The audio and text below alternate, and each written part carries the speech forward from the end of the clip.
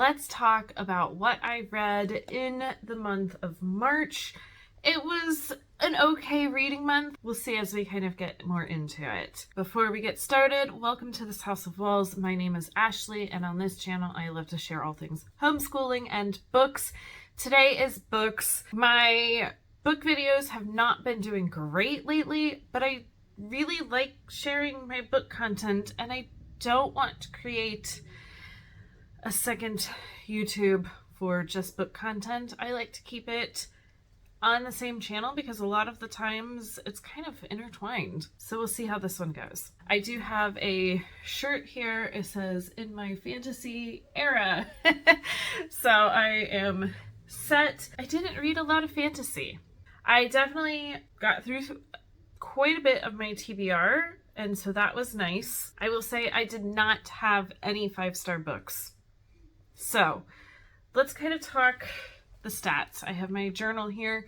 So in the month of March, I read 8 books, and then I also read 3 books with my kids as read-alouds. I don't talk about that in this video. I talked about that in my last video in the homeschool kind of monthly wrap-up video, but that does give me 11 total books.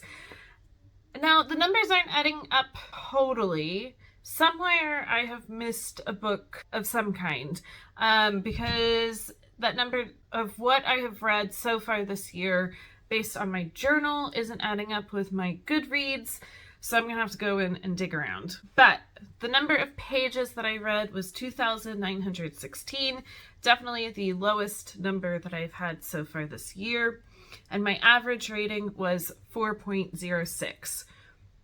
Definitely is showing that I didn't have any 5-star books. There were a lot of 4-star books. I am carrying over 2 books that I have started but not finished. So I just started the audio for this last night, but this is Love and Other Words by Christina Lauren. I have read The Unhoneymooners by her, and I enjoyed it. I definitely was scrolling through Libby last night trying to find an audiobook, and I'm kind of in a little bit of a romance kick right now. That's kind of what I was going for. So we'll see how this one goes. I am not very far. I made it 69 pages, so I'll take it. I think it'll be a quick, easy read. Hopefully I like it. I am also carrying over, I don't have it in the dust jacket, but The Thursday Murder Club by Richard Osman. This is for an in-person book club. And I'm also going to count it towards my April series where I am playing bingo with a bunch of book series. So this one works great. I have read the first 50 pages, 50 to be exact. I do have tabs because I do need to have this one done by the 11th. And I should. I think that this will be another kind of easier read with some mystery. I like the characters in it so far and can't wait to see how they continue to develop. Then I did have 3 DNFs. Yeah, it's the most that I have had for DNFs so far this year in a month. Now, I am trying to get through some books on my bookshelf. I want to downsize, definitely. Kind of more historical fiction. I went through a kick of reading a lot of World War II, and I am not in that kick anymore, and you'll see that in one of my DNFs. Unfortunately, 2 of them were fantasy, and so that was really unfortunate. The first one was A Study in Drowning by Ava Reid.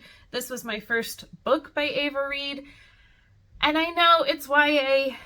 YA tends to really be a hit or miss with me, and this one was just a miss. There's something about books lately that tell the reader that the characters in it are feminist and really kind of forward thinking, but they don't show it in the actions or even keep it in the correct kind of time period of when the story is supposed to take place. I definitely was feeling it in that one.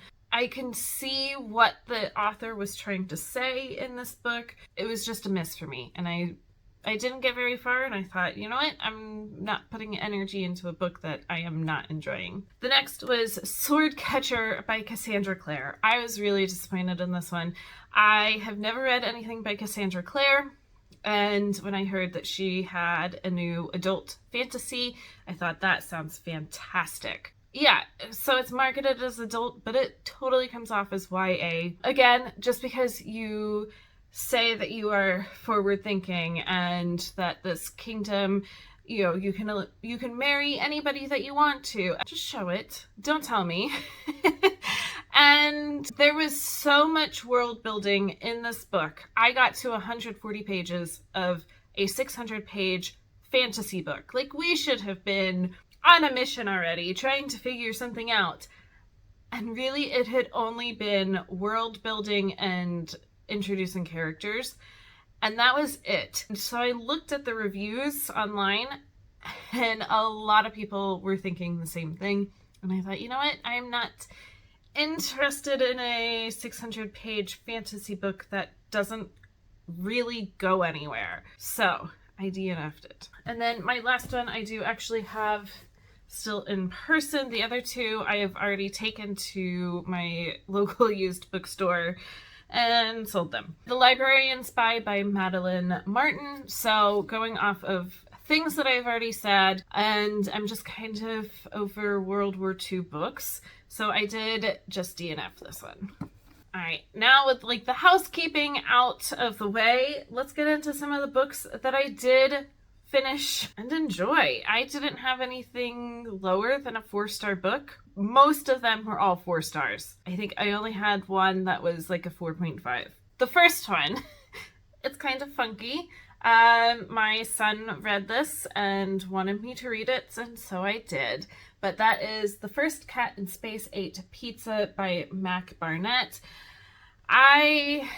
Let's see, I got this for him for Valentine's Day, and he ate it up and said, "Mom, you have to read this." And I did. It was cute, it was entertaining, it was silly, it's graphic novel. I did give this one 4 stars, going into it knowing it is a it says it's for ages 8 to 12, and so I went into that with that kind of mindset, and it was good. Then I have a couple of books that I finished because of either in-person book clubs or my Year of Agatha. The first is Year of Agatha, A Murder is Announced.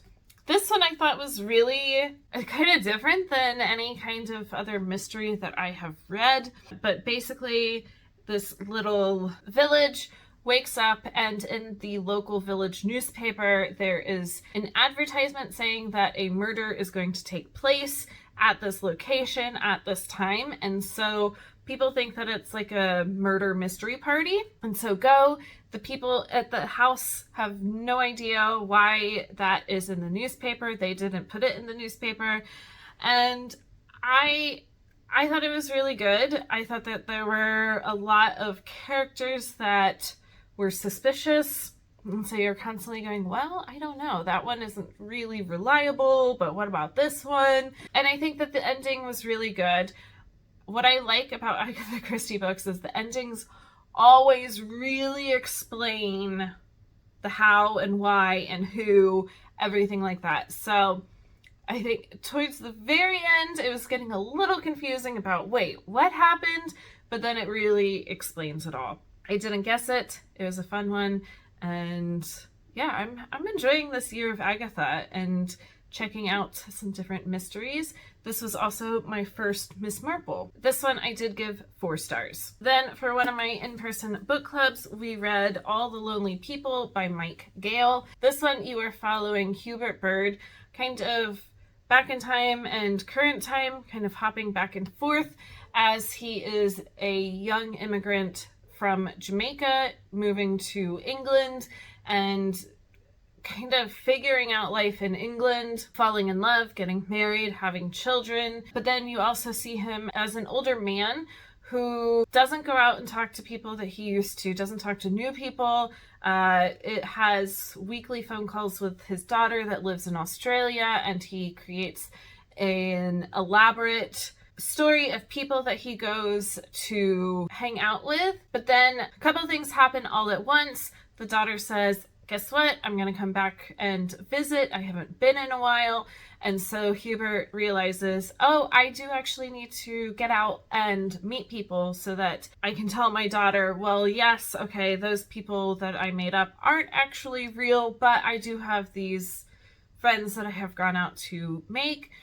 But he also has a younger woman end up knocking on his door. She has a young daughter and kind of drags him out of this bubble that he has created around himself. And he and other people in this little town are all going to start creating a group to talk about people with loneliness and how to kind of beat loneliness. So I thought it was really, really good. It was a little slow in the beginning, and the ending, I either think it could have been left out of the story and it would have been good. I also think it could have just been expanded on, but I did give this one a 4.5. It was the highest rated book of the month. And I think if you like A Man Called Ove or Otto by Fredrik Backman, you would really like this one too. All right, my next, I don't know that this one goes into a category at all. I did pick it.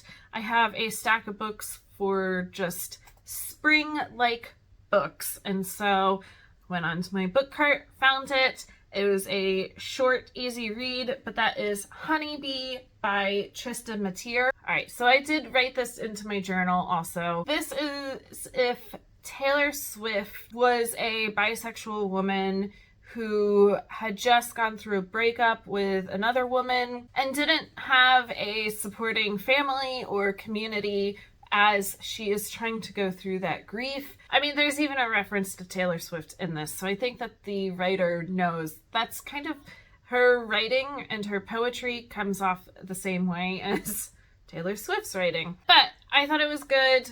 I definitely want to just kind of give this author a hug and tell her that it was going to be okay and that she is supported. She just, I think, will have to go out and make that supportive community for herself, unfortunately. It was a short, easy read. The next book was Cold Clay by Juno Black. This is the second in the Shady Hollow mystery series. I enjoyed it. It took me way too long through no fault of this book. I did end up switching over to audio during it, and that's how I finished it up.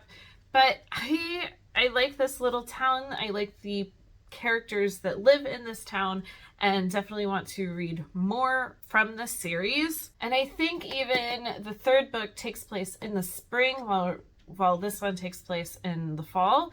So the spring one is on my spring TBR. So hopefully I can get to that one really soon. I don't remember if I said. If not, this was a 4-star read. My next has been a long time coming, but I finally finished it, and I just need to get on to the last book in the series. But that is Tower of Dawn by Sarah J. Maas. This is in the Throne of Glass series. I had started this along with, I don't remember what the other one is. The one right before this one, that's purple. And you can do it as a tandem read. You can see I even have my stickies that I marked.